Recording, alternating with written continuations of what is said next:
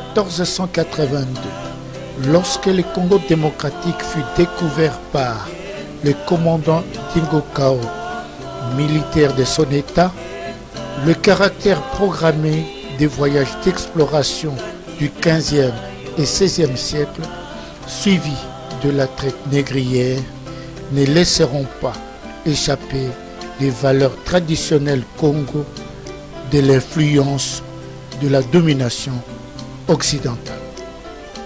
Et le Congo démocratique, véritable poule aux œufs d'or, restera longtemps une propriété exclusive du roi de Belge Léopold II. Ce pays continent, tant convoité à cause de ses richesses, deviendra à l'issue de la conférence de Berlin une colonie belge, grâce à la charte coloniale conclue entre Léopold II et la Belgique, promulguée en date du 18 octobre 1908.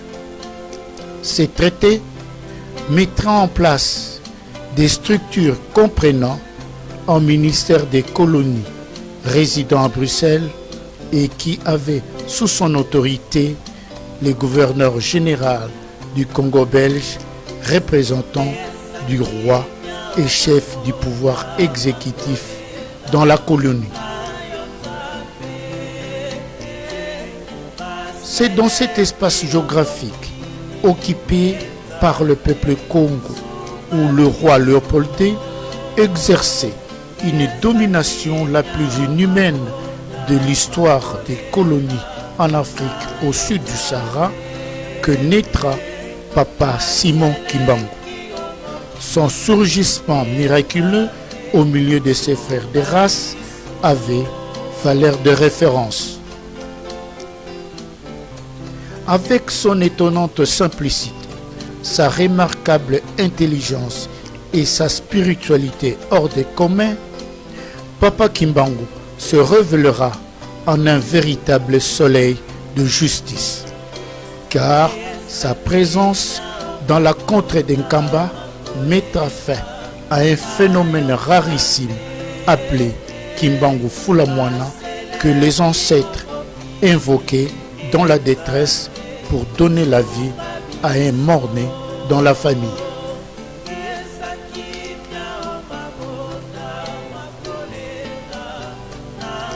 C'est dans cet environnement secoué par l'influence coloniale où les valeurs traditionnelles ont été laminées que Papa Kimbangu, en bon visionnaire, transcendra par son attitude et comportement les barrières linguistiques, régionales, ethniques et religieuses pour rêver un tout autre Congo, celui qui doit revenir à ses fils. Ce rêve d'un exceptionnel patriotisme n'épargnera pas Papa Kimbangu des ennuis judiciaires malgré le caractère non violent du mouvement né de sa pensée religieuse. La présence de Papa Simon Kimbangu au cœur du continent noir fera briller la flamme de libération en secouant l'édifice colonial dans ses fondements. D'où sa célèbre phrase « Noir deviendra blanc, blanc deviendra noir » qui symbolise la libération des énergies constitue le socle d'une nouvelle bâtisse pour un monde meilleur. Papa Kimbangu avait grand pour agir localement.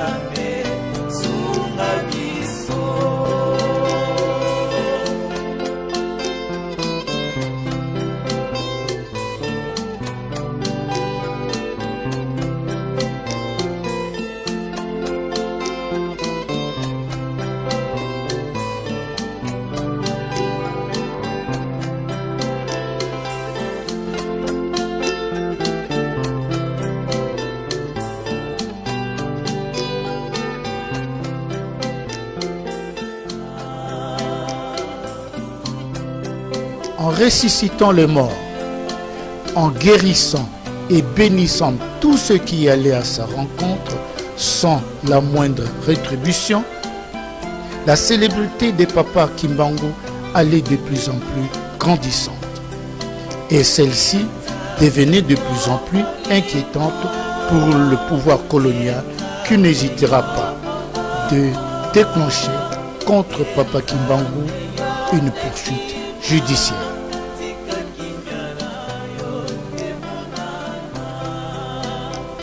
Le 6 juin 1921, Papa Simon Kimbangu se fera traquer par l'administrateur Morel qui l'a contraint à l'exil forcé en Bazasanda.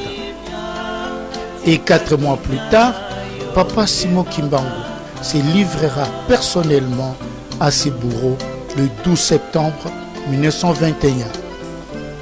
Ce jour-là, le spectacle était ahurissant quand l'administrateur Snook, au pied de la colline sainte, avec ses soldats, mettait la main sur le prophète noir. Et sans la moindre résistance, il sera arrêté et sous bonne garde conduit en Banzangungu pour être jugé devant le tribunal militaire. Ce procès, unique en son genre, connaîtra 7 séances dont la première audience avait eu lieu le 29 septembre 1921 et dirigée de main de maître par M. De Rossi, sujet italien, jésuite de son état, dont voici le verdict. Jugement du Conseil de guerre de Tisville. Audience publique du 3 octobre 1921. En cause, ministère public. Contre, Kimbangu et consorts.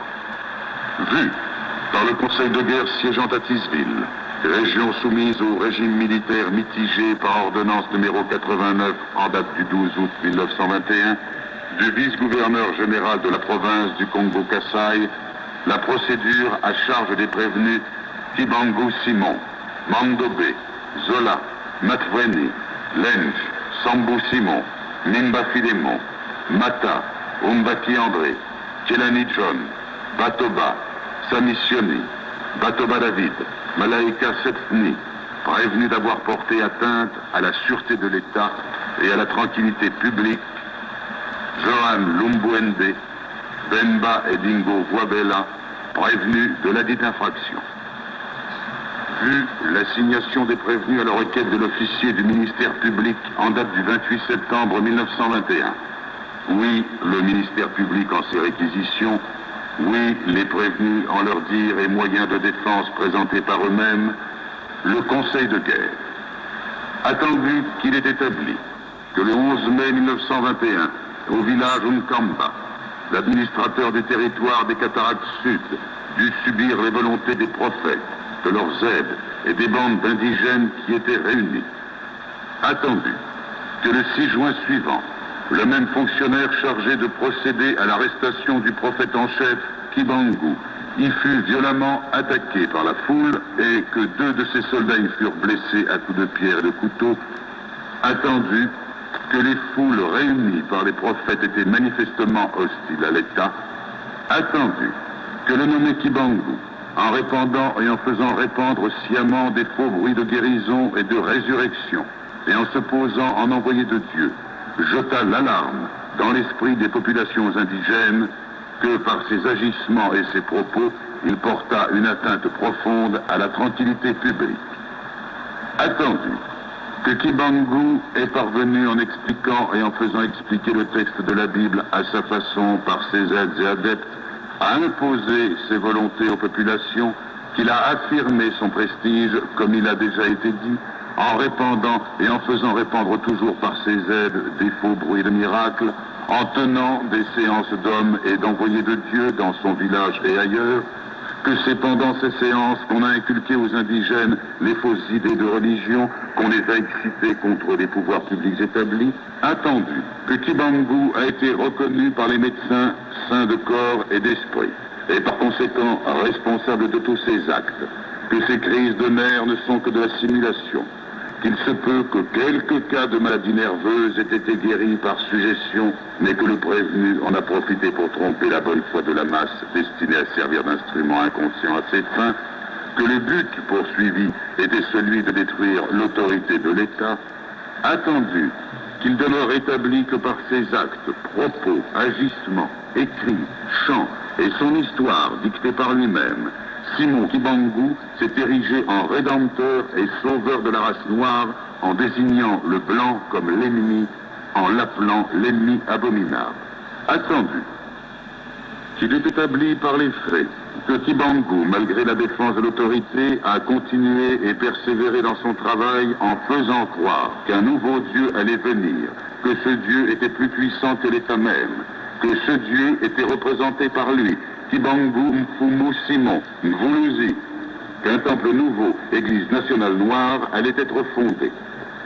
Attendu que la secte des prophètes doit être considérée, organisée pour porter atteinte à la sûreté de l'État, secte cachée sous le voile d'une nouvelle religion, mais tendant à démolir le régime actuel, que la religion n'est qu'un moyen pour exciter et exalter la croyance des populations, que les foules impressionnées et poussées par la force du fanatisme doivent souvent servir d'instrument pour atteindre le but final. Attendu qu'il résulte des rapports officiels, des correspondances échangées entre Noirs, des renseignements reçus, que les Blancs sont l'objet d'une haine profonde de la part des adeptes de Kibangu, que cette haine s'est infiltrée et s'est répandue avec une rapidité alarmante parmi les indigènes, qu'il est indéniable que la doctrine de Kibangu a été cause d'une grève manquée d'abstention au travail d'un grand nombre de travailleurs. Attendu que les moyens de persuasion ont été interprétés par les natifs, les prophètes et les adeptes comme de la faiblesse, de l'impuissance de l'État contre la force spirituelle, magique, divine du thaumaturge, que s'il est vrai que l'hostilité contre les pouvoirs établis a été manifestée jusqu'à présent par des chants séditieux, injures, outrages et quelques rébellions isolées, il est pourtant vrai que la marche des événements pourrait fatalement conduire à la grande révolte, qu'il convient d'apprécier toute la gravité de l'infraction et d'intervenir en appliquant sévèrement la loi. Attendu que la nommée Mondombe, jeune fille sans expérience, suggestionnée par les simagrées du grand prophète, a agi et servi ce dernier inconsciemment, que par le fait elle doit largement bénéficier des circonstances atténuantes, que ce même bénéfice doit être accordé au nommé Lubuende Johan, qui a hébergé à Samba les prophètes et la suite de Kibangu, tout en les sachant activement recherchés par l'autorité, mais que l'exemple lui a été donné par le chef même du village et le chef médaillé. Le Conseil de guerre, vu les articles 101 ter du Code pénal, livre 2, et 101 ter du Code pénal, livre 1, vu les articles 31 et 32 du décret du 3 novembre 1917 sur la justice militaire, condamnons Simon Kibangu à la peine de mort. Zola, Matveni, Lenge, Sumbu Simon, Mimba Philémon, Mata, Umbaki André, Kelani John, Batoma Simissioni, Batoma David, Malaika Sesni, à la servitude pénale à perpétuité. Demba et Dingo Guabella à 20 ans de servitude pénale. Lubuenda Johan à 5 ans et Mandombe à 2 ans de servitude pénale et les frais du procès à la charge de la colonie. Et attendu qu'il y a lieu de craindre que les condamnés ne tentent de se soustraire à l'exécution du jugement, ordonne leur arrestation immédiate. Ainsi jugé et prononcé à l'audience publique du 3 octobre où siègent messieurs de Rossi, juges, depuis ministère public, Berevretz, greffier.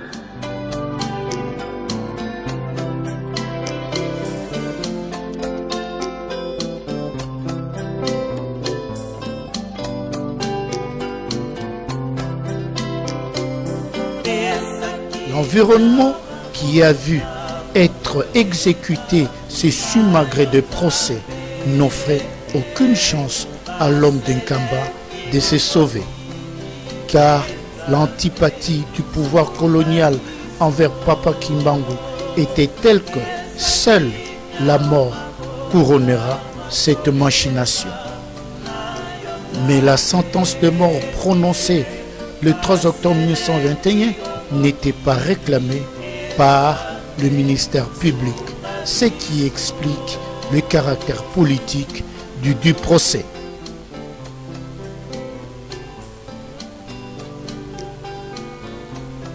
Au moment où les tractations sur la restitution de Papa Kimbangu après sa condamnation allaient bon train avec l'appui des religieux catholiques, en date du 4 octobre 1921, M.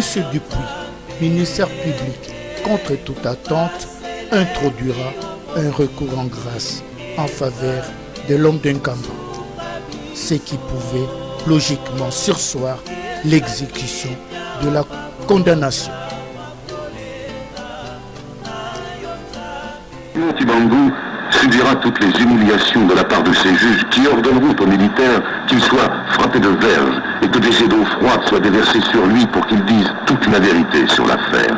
Et cela, il l'accepta avec courage. Lorsque des questions lui seront posées sur la religion, et en particulier sur la sienne, ses réponses sont celles d'un excellent chrétien qui croit en Nzambi, à Mbongo, le Dieu Tout-Puissant, et à la Trinité. Rappelons que Kimbangu a été catéchiste et qu'il fut aussi un chrétien sincère et incontesté. Est-ce ce fond de christianisme resté en lui et dont il s'était imprégné depuis ses plus jeunes années qui l'a empêché de provoquer des effusions de sang?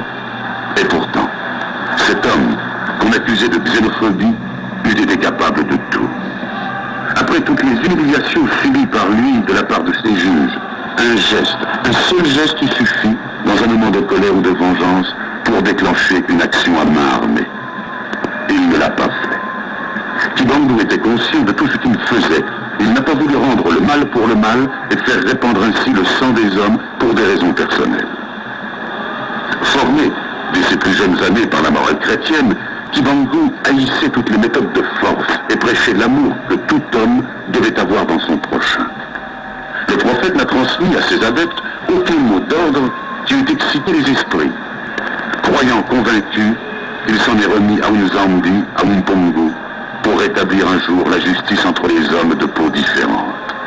Quoi qu'on en ait dit, l'esprit chrétien reçu des missionnaires protestants avait toujours imprégné le mouvement kimbanguiste. Cet esprit chrétien a prévalu et dominé en bien des points la pensée de Kimbangu. Il faut ajouter à cela qu'il fait preuve de maîtrise de soi-même et de sagesse africaine, qualité d'ailleurs essentielle dans la société Bakongo, et exigée des jeunes gens destinés à diriger les autres. Plus que jamais, il convient de reconnaître que ce fut une grande victoire pour Kimbangu, qui n'a cessé de se rappeler « Tu ne tueras point, Dieu n'est ni blanc ni noir, il a créé tous les hommes semblables. »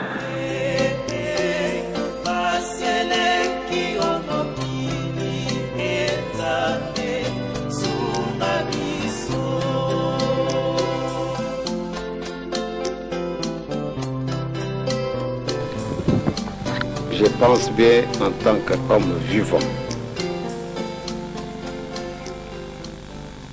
Matériellement et spirituellement, je ne peux pas avoir cet orgueil de me déclarer en tant qu'homme vivant, matériel que je suis, être Papa Simon Kimbangu. Je m'explique. Que la médaille qu'on remettait à mon père, elle ressemblait totalement à la mienne. On a fait de mon père grand cordon, comme moi je le suis. Mon père, il est réellement papa, tel fils, tel père, tel fils. Donc si je prétends me dire être Papa Simon Kimbangu dans le sens tel que vous le comprenez, je pense que c'est vraiment de l'orgueil de ma part. Papa Simon Kimbangu, c'est un saint.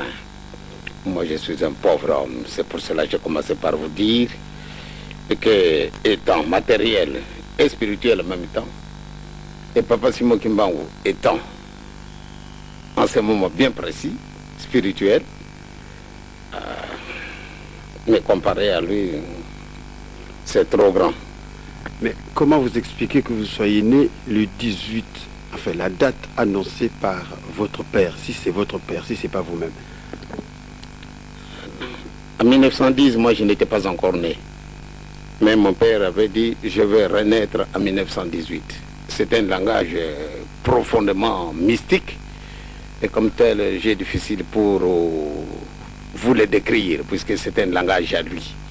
En tant qu'homme vraiment spirituel, envoyé spécial. Donc il avait une certaine méthode d'expliquer des situations. Et moi, quand je dois dire que je suis Papa Simon Kimbangu, aïe, c'est grave. Il est né le 12 septembre 1887.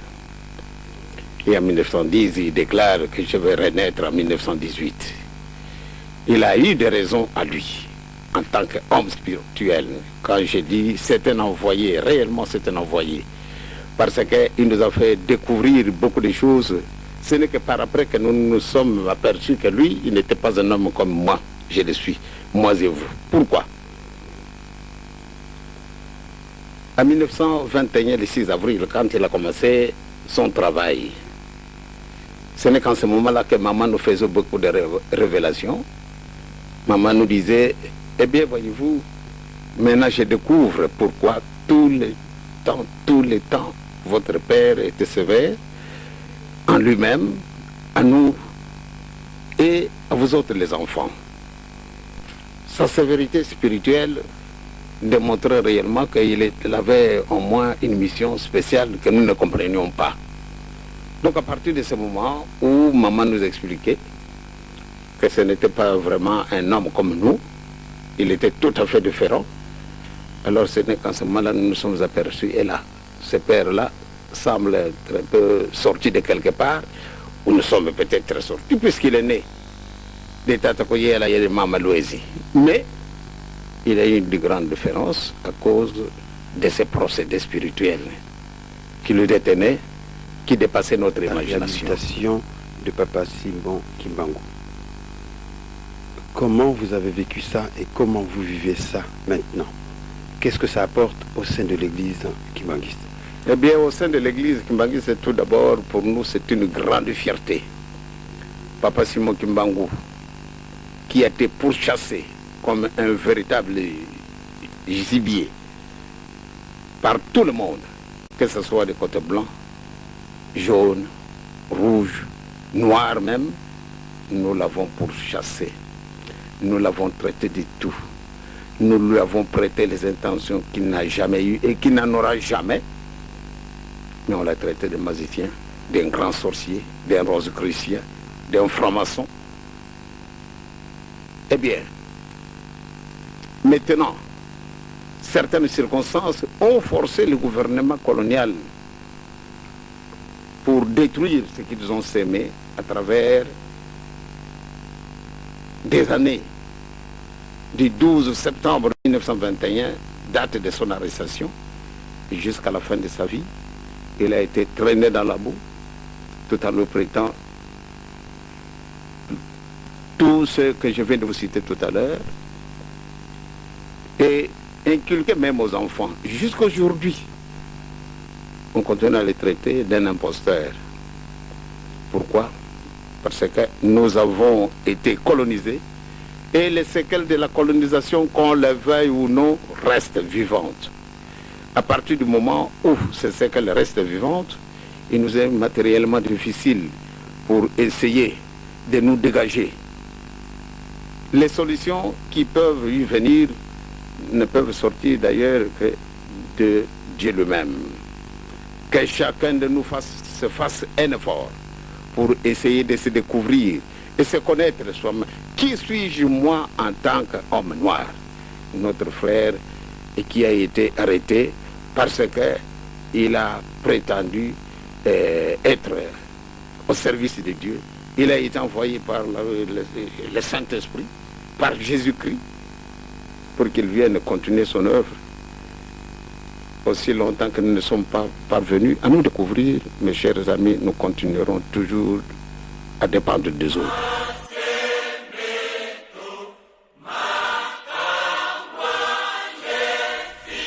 Ces procès, en une véritable parodie de justice, divisera en deux camps les Européens.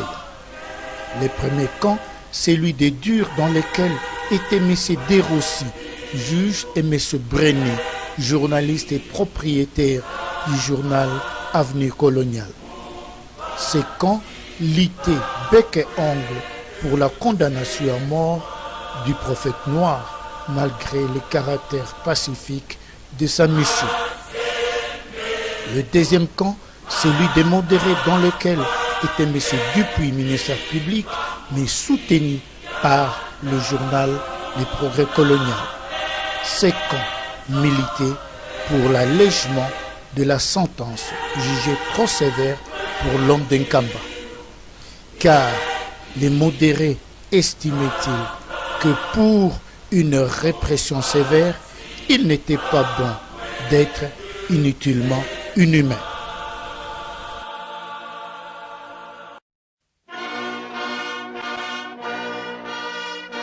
Les différents miracles réalisés par les prophètes noirs, bien qu'entourés d'un certain humanisme, étaient loin de faire l'unanimité. Braqués, arrêtés, emprisonnés, jugés et condamnés à mort par le tribunal militaire, Simon Kimbangu échappera belle à sa crucifixion le 4 octobre 1921. Et 30 années plus tard, en cette même date, le prisonnier le plus discipliné de Kasongo brisera son silence en sortant de sa cellule sans que ses geôliers ne le lui donnent l'autorisation. Interrogé pour son geste, les prisonniers, Kimbangu répondra en ces termes. Je cite, « Dans cette cellule, je n'y rentrerai plus jamais de mon vivant. » Cette déclaration mettait ainsi fin à son long et humiliant emprisonnement. Et quelques jours après, Papa Kimbangu sera conduit à l'hôpital après être atteint d'une courte maladie qui ne mettait pas en danger ses jours.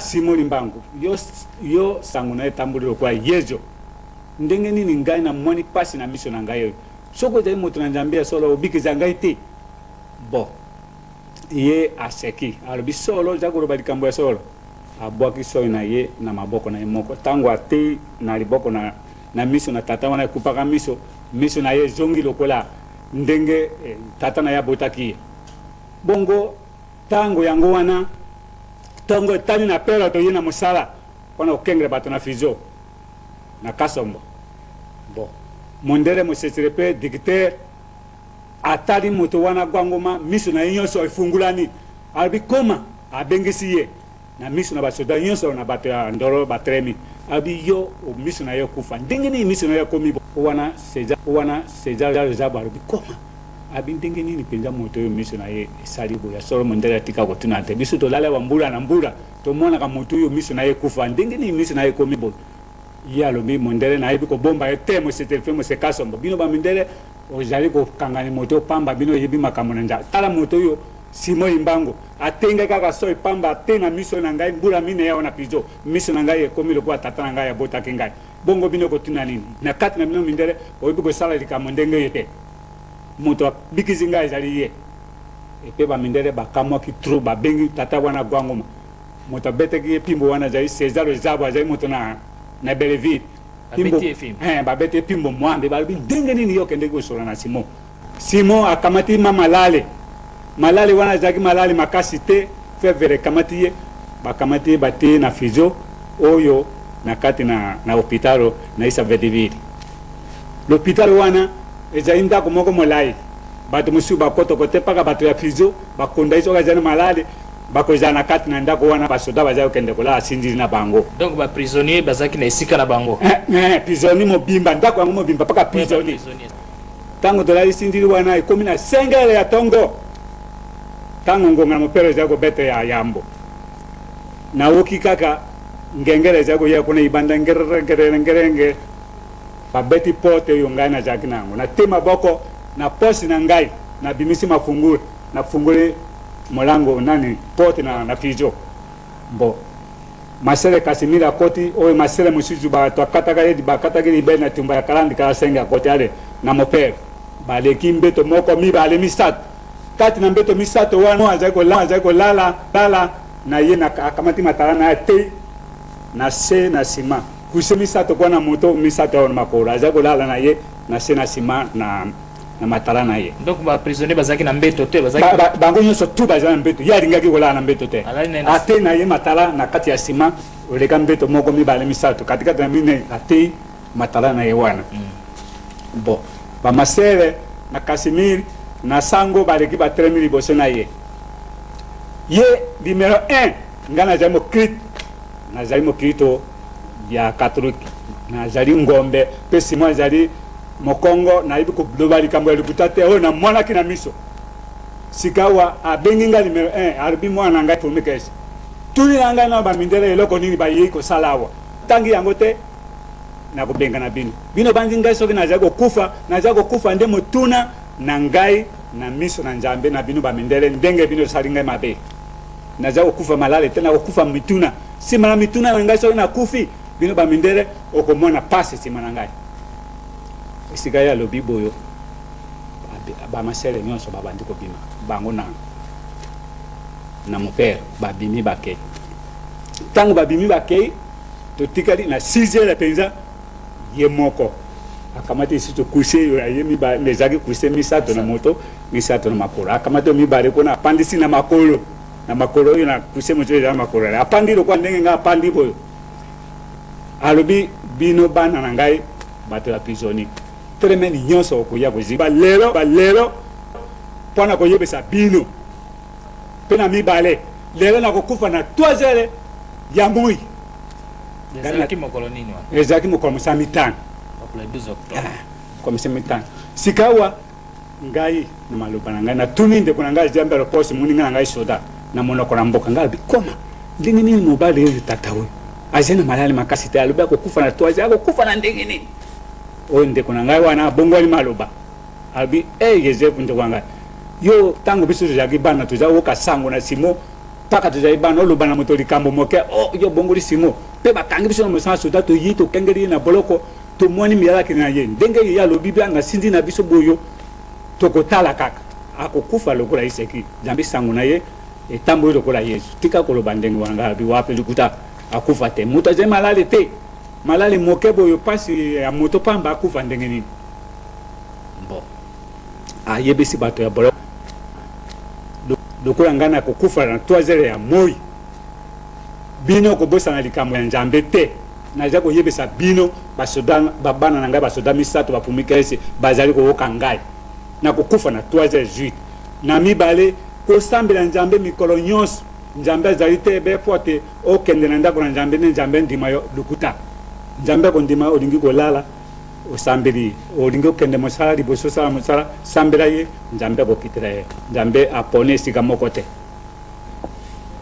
moke boyo ale na 3h20 abengisi bango abiba na ngai yaka makamunga na lobaki ese koki sika balinge koka tango bango baye batremi basingi biso pe basoda misato wanali to tremi kala wana ngai kwa pepe na ye boyo wana bozo telema na babondoki na mondoki to tremi kaka boyo ye oyo apandi na kusina ye boyo bato yo kwa ezali boyo ya zagi na ipana gauche ya bambeto ya gauche ndoka nda ya golana mbeto te na sena na sima tango wana ikomi boyo ye ko koma 3h20 abengisi bango baye ba trema bibana malobana ngana sukawi ngana jako kufa na 3h bino moko kotala balele yango yo jaina na ba promikes na jako lo barikambo ya solo likuta te ko bosa na likambo na Nzambe te azali ko pesa penza mungongo makasi abi likambo na Nzambe ko bosa na te bana ngana jako kufa na 3h bongo bino ko bosa na likambo na Nzambe te lokola ndenge na yebisi bino motindo na yebisa ki bino liboso tango wana azalo bana monoko na Swahili ubena lingala azalo bana ingala tango asiezi boye komi 3h08 abendi mpaka kuse na ye wana na moto mibale moko tikali kuna bakezi likolo na ye mosusu tango bakezi wana alobi bana tikai malamu mbote ngai nasi yake na ngai lokwa ndenge ngai nalobaki na bino nakokufa yo nakufi ezali motuna na ngai na miso tiri boko na ye ya mobali atuti wana kanje na ki mbala moko ajongezi atuti